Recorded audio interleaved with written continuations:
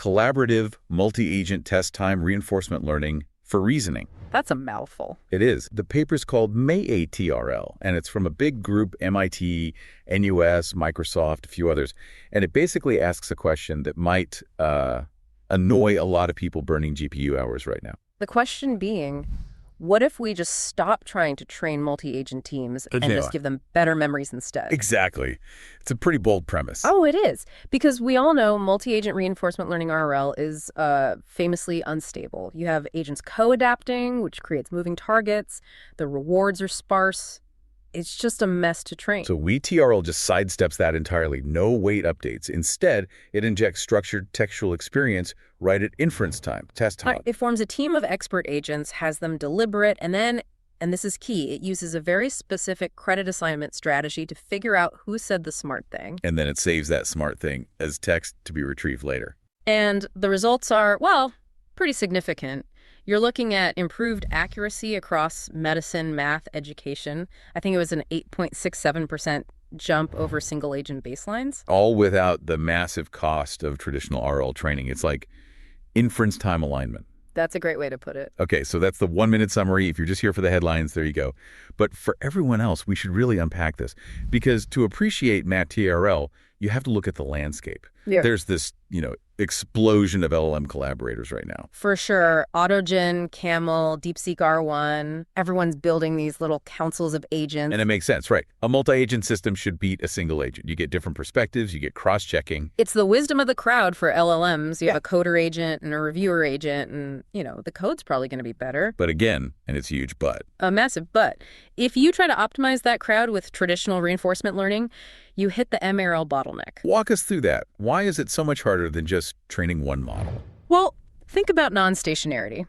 If you're a single agent, the environment's usually static. You do an action, the world reacts. The rules don't change. Okay. But in a multi-agent setting, your environment includes the other agents.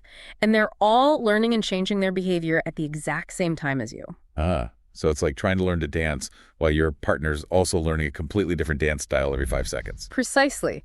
You step left because it worked yesterday, but today your partner steps right because they learned something new. The whole ground is shifting under your feet. Right. And then you get the blame game. Right. The credit assignment problem. This is the part that always breaks my brain. A team of 3 agents solves a complex problem. Who actually gets the credit? Exactly. Was it Agent A with the big insight? Or did Agent B just agree politely at the right time? If you reward them all equally, which is the standard way. You're just reinforcing the free riders. You're teaching the lazy agent that doing nothing is a great strategy as long as the team wins. And then there's catastrophic forgetting. You train them too hard on one thing and they lose their general skills. So the whole paper just flips the script. It says, let's forget training time. Let's do this at test time. We're not going to change the model's brain. We're just going to change its context. And that's the MATTRL framework. It's a 3-stage pipeline. Let's break that down. Stage 1 is team formation. Mm-hmm. And this isn't just grabbing like 3 random GPT-4 instances, right? No, and this is a really crucial point for anyone thinking about engineering these systems. They don't have a static team. They have something called a role proposer. It looks at the query first. So say one of their examples from the paper, a medical diagnosis for a child with microcephaly and cataracts. A really specific, tough case. A generic medical AI would probably stumble. Right. So MATTRT analyzes that query, and then it dynamically recruits from a specialist pool. It might pull in a virtual pediatrician, a neurologist, and an ophthalmologist. So it's building a custom mixture of experts for every single prompt. Exactly. And then you get to stage 2, which is where it really gets interesting. This is the consensus via experience-augmented dialogue.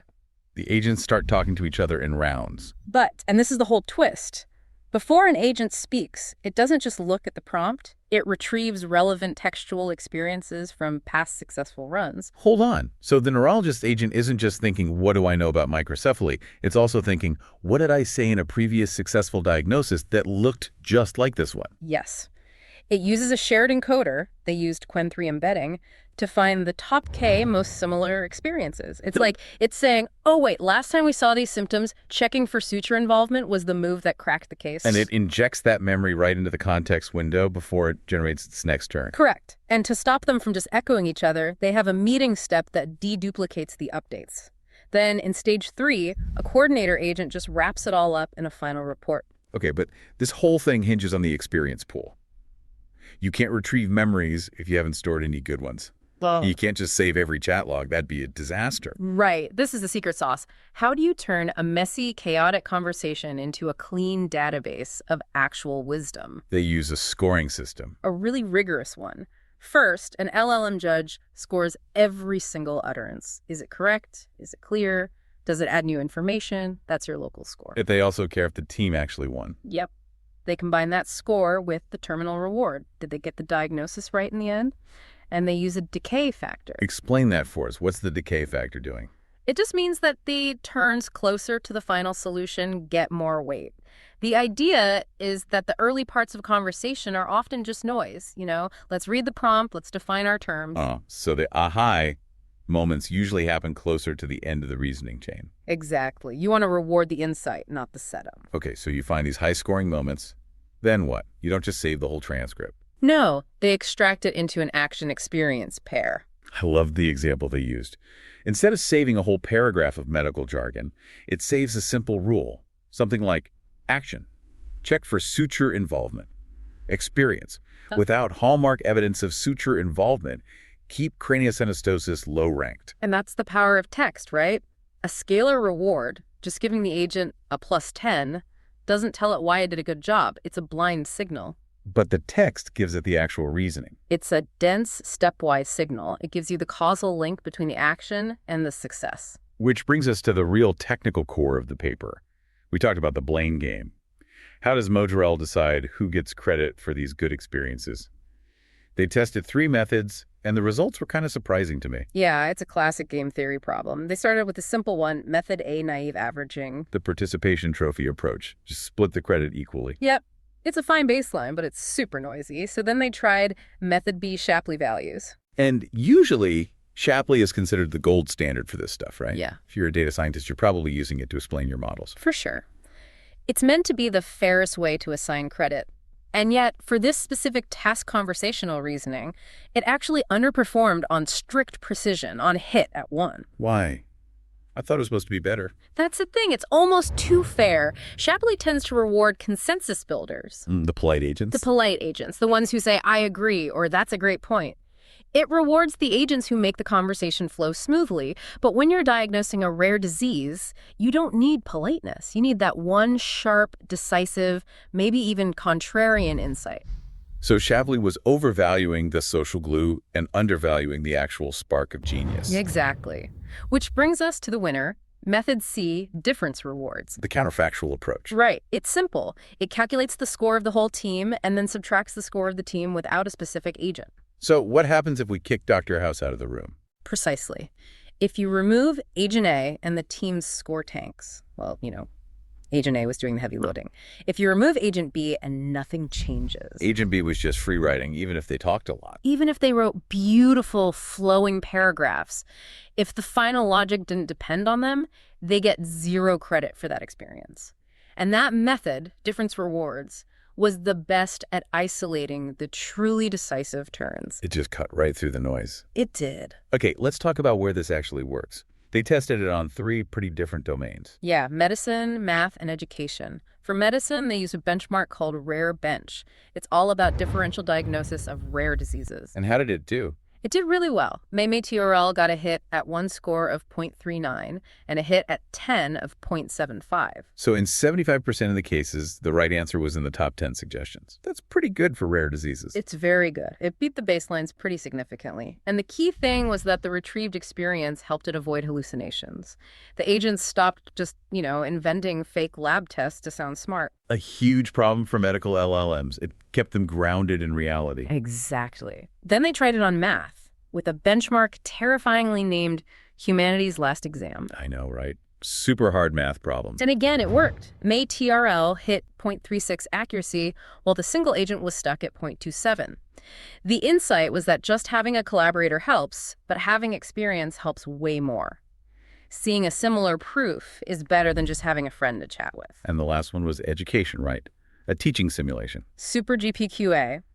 The setup was basically, A student takes a test, the AI teacher intervenes, and then the student takes another test. They measure the learning gain. And MATTRL's team was the best teacher. By a lot. It got a 0.33 gain versus just 0.16 for the single agent. The diagnostician and pedagogy strategist agents used past experiences to figure out why a student was wrong. So instead of just giving the answer, it's retrieving memories like, oh, last time a student made this exact mistake, it's because they were confusing potential and kinetic energy. Exactly. It gives the AI tutor this incredible institutional memory. I want to dig into some of the critical analysis from the paper because there were some real aha moments. The biggest one for me was team size.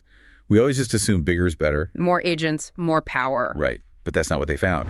They tested teams of 1, 3, 5, 7, and 9 agents. And the peak accuracy for the top answer hit at 1.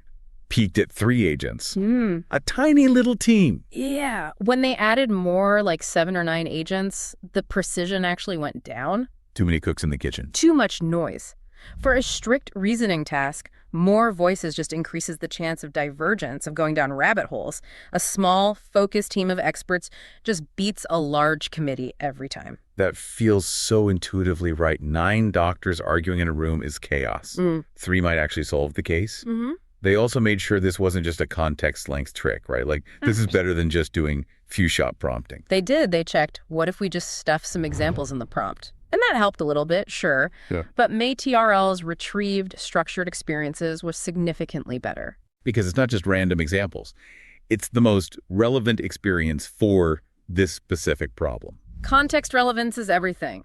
Few-shot is static. Retrieval is dynamic. Okay, there was one last optimization that I thought was brilliant, especially for people worried about inference costs. The adaptive router. Yes. This was so smart. They realized, look, not every problem needs a council of experts debating it. If you ask what's 2 plus 2, you don't need a neurologist and a pediatrician. That would be a colossal waste of compute. A huge waste. So they just built a simple classifier. It routes the easy questions to a single agent and only sends the hard ones to the full MATTRL system. And that adaptive method beat everything. Because for straightforward tasks, a single agent is more consistent. The multi-agent system really shines when the problem is complex, when the evidence spans multiple conflicting specialties. Knowing when to collaborate is as important as how. Exactly. So wrapping this up, what's the big picture here for the field? It seems like a fundamental shift. I think it's a shift from thinking only about training to thinking about inference time alignment. MATTRL treats experience like a retrievable first-class asset. It suggests that maybe we don't need to fine-tune these models as often as we think. If you can just curate their memories instead. Yeah. If the model makes a mistake, you don't need a full gradient update. You might just need to debug its experience pool. Take out the bad advice, put in some good advice. It makes the system way more interpretable. But there have to be limitations. Of course, cost is one. Running multiple agents, multiple rounds, plus retrieval, it's not cheap on inference. And something they called experience drift. That's the big one. If your experience pool starts to accumulate bad advice, or if the domain changes and the old advice is just stale, you could create a nasty feedback loop of bad habits. Like a doctor who refuses to learn new techniques because this is what worked for me in 1990. Right. The system needs some kind of maintenance, a garbage collection for the experience pool, or it will degrade over time. So for the technical people listening, the takeaway here is maybe to look at your inference pipelines and ask, are we trying to train a behavior that could just be retrieved? And maybe think about moving from scalar rewards to textual rewards. Giving your agents the why and not just the score could be the key to the next big jump in reasoning. And maybe, just maybe, stop assuming Shapley values are the answer to everything. Sometimes you just have to subtract the agent and see if the building falls down. It's brutal, but it seems to be effective. That's our breakdown of MATTRL. Keep optimizing those inference pipelines. See you next time.